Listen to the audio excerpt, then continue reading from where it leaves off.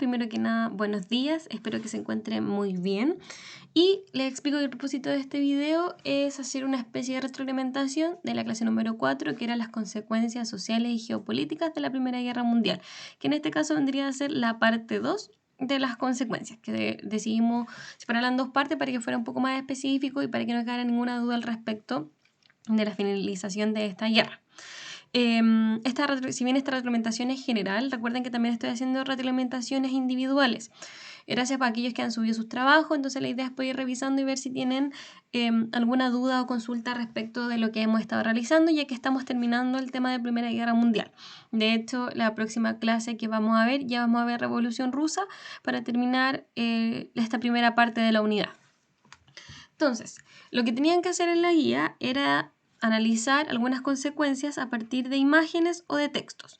En este caso, el primer documento era el documento 1 y que estaba un documento y ciertas imágenes. Ustedes tenían que ponerle un nombre a esta consecuencia.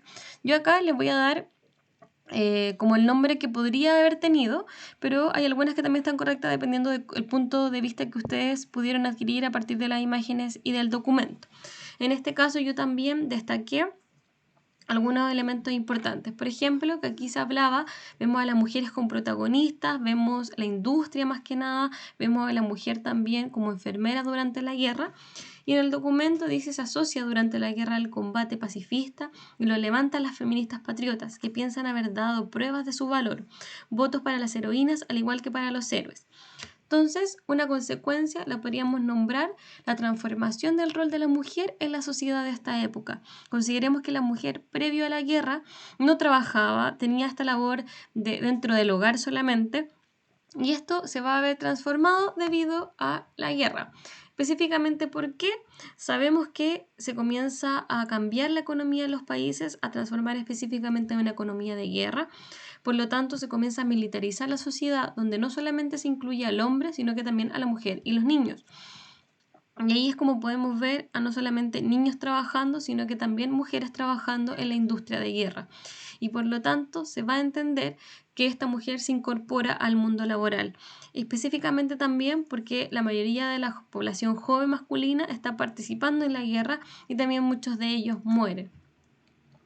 Entonces, ¿qué va a provocar esto? Que la mujer dé a conocer de que como pudo tomar este rol tan protagonista o tan protagónico durante este periodo, debería ser más visible que ellos deberían o ellas deberían tener los mismos derechos políticos y sociales que el hombre. Por lo tanto, aquí va a comenzar ya esta idea de la reivindicación femenina y que la mujer al trabajar durante este periodo y ser tan relevante también va a sentir que también tendría que hacerlo en otros aspectos como en sus derechos o en la vida social específicamente, también en el trabajo, seguir trabajando pese a que haya terminado esta guerra. Entonces, esa podríamos considerar como la primera consecuencia. Va a cambiar el rol de la mujer a un rol mucho más protagónico, ya no solamente en el ámbito social, sino también económico, en este caso en incorporarse en la industria. El segundo, podríamos ver un mapa. La idea es que evidenciar un poco cómo fue cambiando Europa antes y después de la guerra, si estaba en orden, antes y después, ¿ya? Específicamente, una de las consecuencias, o como podríamos llamar esta segunda consecuencia, tiene que ver con los imperios, específicamente cómo se va a rediseñar este mapa europeo y va a cambiar. Aquí podemos ver la disolución de 4 grandes imperios. Están destacados 2, que es el imperio alemán, el imperio austrohúngaro.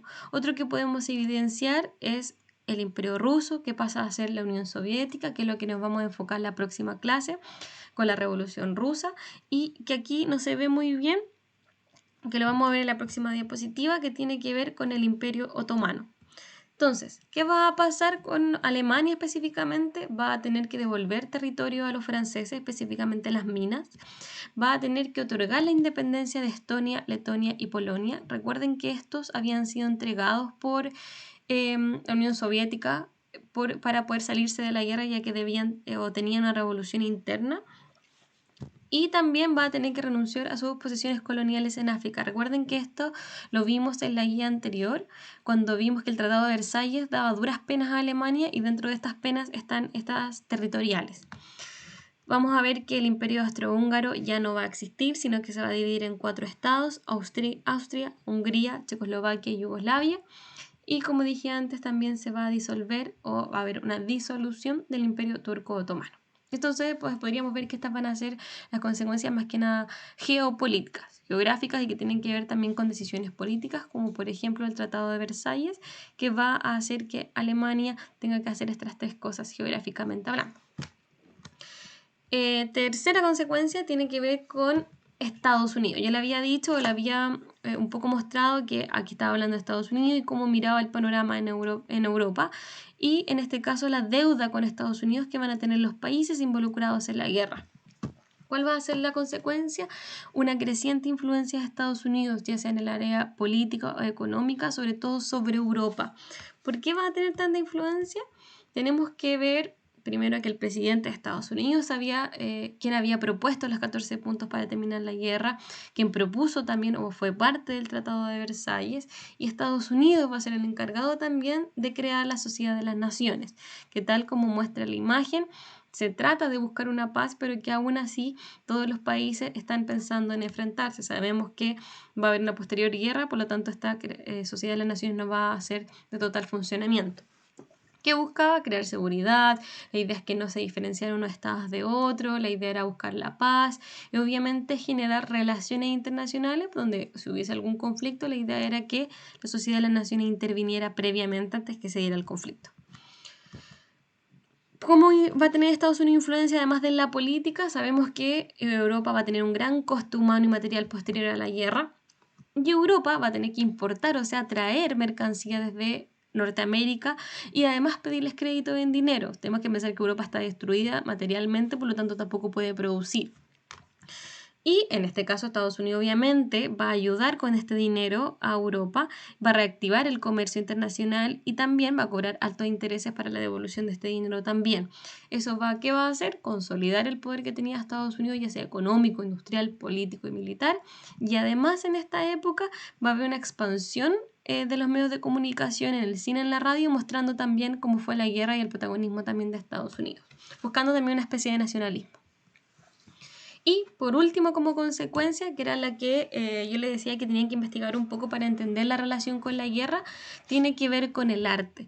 Específicamente, cómo durante estas décadas que tienen que ver con la guerra se van a desarrollar movimientos que van a evidenciar lo descontento que estaba la sociedad con la guerra, el miedo que provocaba la guerra y la desesperanza de esta sociedad civil, que si bien no es parte de la guerra en sí, igual se va a ver afectada.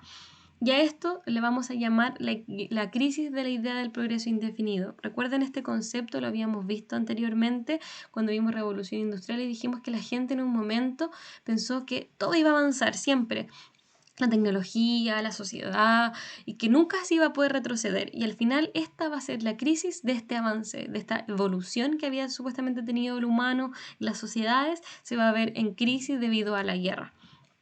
Entonces, y decía 4, por si acaso yo me equivoqué. Entonces vamos a ver el contraste entre esta Belle Époque, la revolución industrial, con lo que va a ser después la crisis o la desolación en los temores de la Gran Guerra. Vamos a ver algunos movimientos artísticos cortitos para que no se nos haga tan largo. Por ejemplo, el expresionismo, que uno de los protagonistas va a ser Edvard Munch, en este caso, y Vincent Van Gogh. Donde van a mostrar cuadros que desarrollan algunos sentimientos como la ansiedad o el grito también, que muestran o buscan mostrar los sentimientos o las emociones que están viviendo los protagonistas o los que son parte de la guerra en este momento. La idea es que se vean de manera intensa, alejándose un poquito del realismo a través del uso de luces y sombras, que va a mostrar la angustia que está viviendo el hombre para este momento y que va a ser una especie de víctima de este proceso. También podemos ver otras obras y específicamente muchos artistas se vieron perjudicados debido a la guerra, algunos sufrieron crisis nerviosas, los cuales fueron protagonistas también de sus artes, algunos les botaron sus obras porque no estaban acorde con lo que estaba pasando en ese momento o mostraban la crisis, etc. Y la idea era mostrar esta desolación generalizada del humano para este contexto. Otro movimiento va a ser el cubismo. Pablo Picasso va a ser uno de los protagonistas o uno de los representantes más importantes. Y la idea era mostrar innovación, confrontar un poco la norma respecto del arte que había en este momento, trata de descomponer la realidad, pero que aún así se note que no es una descomposición completa y que por lo tanto la idea era que como el que ve o visualiza esta imagen pueda reconstruirla libremente como él quiera. ¿Por qué él dice que hacía esto o este tipo de arte? Era una idea de que el arte fuera un refugio o un resguardo, porque no querían que el protagonismo también se lo llevara a la guerra, que ellos pintaran a partir de la muerte o la desolación o la sangre, sino que al final la persona que pudiese verla pudiese interpretar lo que él quería o lo que uno quería ver. El dadaísmo, que yo les dije que iba a ser como la obra que más quizás no tenía sentido para ustedes, que iba a ser esta. Es de un artista que se llama Marcel Duchamp. Y la idea del dadaísmo, de hecho la palabra dadaísmo viene de dada, es como las primeras palabras que nombra un bebé. ¿Por qué? Porque no significa nada. Específicamente muestra el sinsentido que va a tener la guerra y que en realidad no tiene sentido que se haga esta guerra y por lo tanto busca mostrar casi lo ridículo un poco o la ruptura que hay con la sociedad o lo que piensa la sociedad y el conflicto. Busca obviamente romper lo que significaba el arte para ese momento, no se trabajan con elementos comunes claramente y la idea es que muestra una mentalidad, una forma de entender el mundo que muestra esta época de crisis, de decepción, de violencia, de ruptura con el orden. Y obviamente esta palabra en sí busca un sinsentido y que va a romper con toda la escuela artística que había en ese momento y va a remarcar la idea del espíritu libre frente a un conflicto, frente a la guerra, frente a la sociedad en general.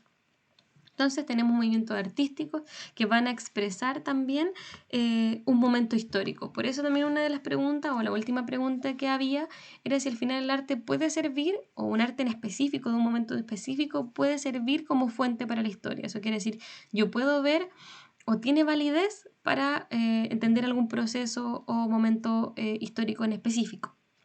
Entonces, aquí yo no voy a poner una respuesta porque al final era o iban ustedes qué tipo de opinión tenían al respecto y a partir de lo que habían leído e investigado respecto del arte, si es que ustedes creían que tenía validez o no. A mi parecer, y es una opinión personal, yo creo que sí.